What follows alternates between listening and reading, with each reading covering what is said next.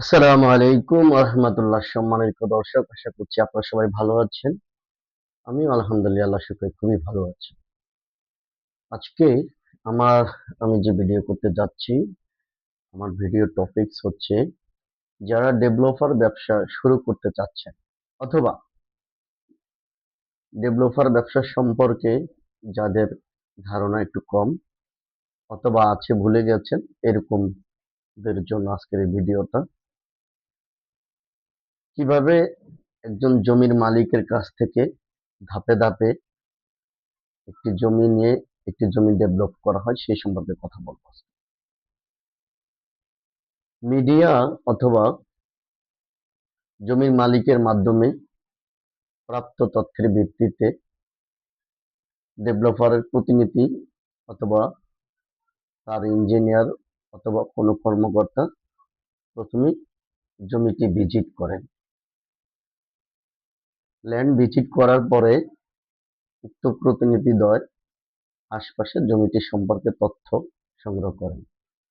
এই জমিটি মালিকের দখলে আছে কিনা, জমির পরিমাণ, এখানে অন্য কোনো অংশীদারত্ব নিয়ে কোনো সমস্যা আছে কিনা, আশপাশে ফ্ল্যাটের বিক্রি কিরকম, স্কোয়ার ফুট কিরকম বিক্রি হয়, ইত্যাদি ইত্যাদি তথ্য সংগ্রহ করেন। উক্ত তথ্যের ভিত্তিতে কোম্পানি মূল মালিকের সাথে মিটিং করেন। মিটিংয়ে জমি সম্পর্কে বিস্তারিত আলাপ আলোচনা হয়। সেখানে উক্ত আলোচনায় কত পার্সেন্ট কোম্পানি নেবেন এবং কত পার্সেন্ট মালিক পক্ষ নেবেন তা নিয়েও আলোচনা হয়। সাথে সাইনিং মানির ব্যাপারে আলোচনা করা হয়।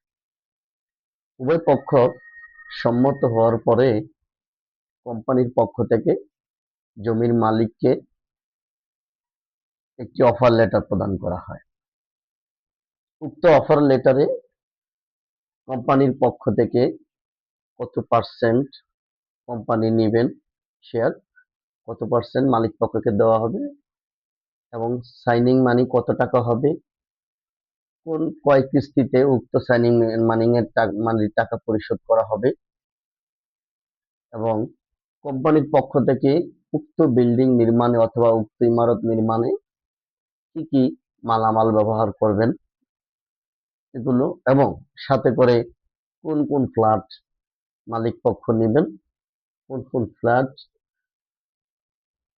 ডেভেলপার নেবেন, সামনে পিছনে ইত্যাদি কিভাবে বন্টন করা হবে বিস্তারিত আলোচনা থাকে অফার লেটারে। উক্ত অফার লেটারে মালিক পক্ষ পুঙ্খানুভাবে পড়াশোনা করে কোম্পানিকে একটি রিপোর্ট প্রদান করেন। কোম্পানির মালিক পক্ষের কোন জমির মালিক পক্ষের কোনো আপত্তি থাকলে দুই পক্ষ এক জায়গায় বসে অথবা অফিসে মিটিং করে সেই সমস্যাগুলো সমাধান করেন চাওয়া পাওয়ার ব্যাপারে। এই উক্ত মিটিং এ যদি সমাধান হয়ে যায় তাহলে জমি পাওয়ার কখন কিভাবে হবে সেটা নির্ধারণ করা হয়। উভয় পক্ষ হয়ে যখন জমির পাওয়ারের ডেট নির্ধারণ করা হবে, ডেভেলপার এবং মালিক পক্ষ জমির তখন পাওয়ারে চলে যাওয়া হয়। জমির যখন পাওয়ার হয়ে যায় ডেভেলপারের সাথে, মনে রাখবেন 10 কাঠা যদি জমির পরিমাণ হয়, মালিক পক্ষ কোম্পানিকে 5 কাঠা জমির পাওয়ার প্রদান করবেন। এই 5 কাঠা জমি তাকে দেওয়া হয়, তাকে বিক্রি করার ক্ষমতা প্রদান করা হয়।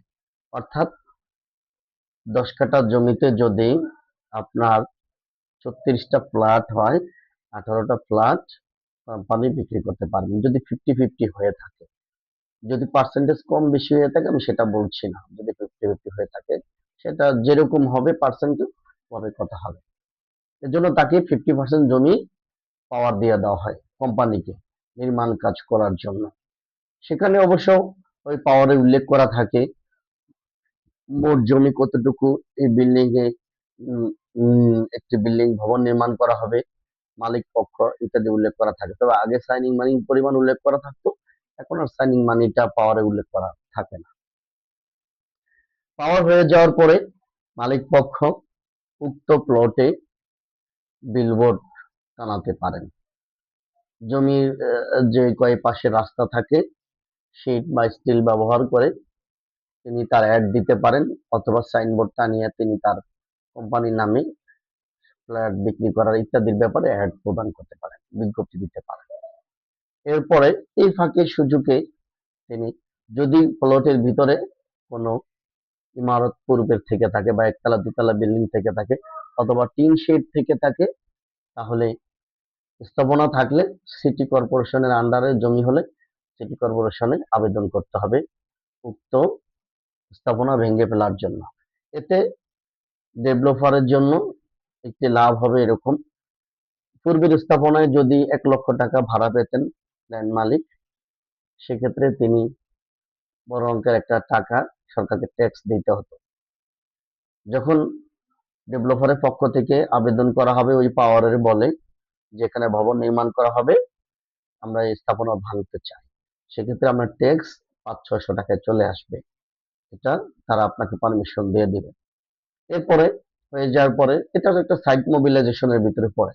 অ্যাড দেওয়ার পরে আপনি চাইলে সাইট মোবিলাইজেশনের কাজগুলো করতে পারেন, কোথাও উঁচু নিচু স্থাপনার আবিষ থাকলে সরাতে পারেন, সাইটটা অর্থাৎ নির্মাণ কাজের জন্য পুরোপুরিভাবে প্রস্তুত করতে পারেন এই সময়ের ভিতরে।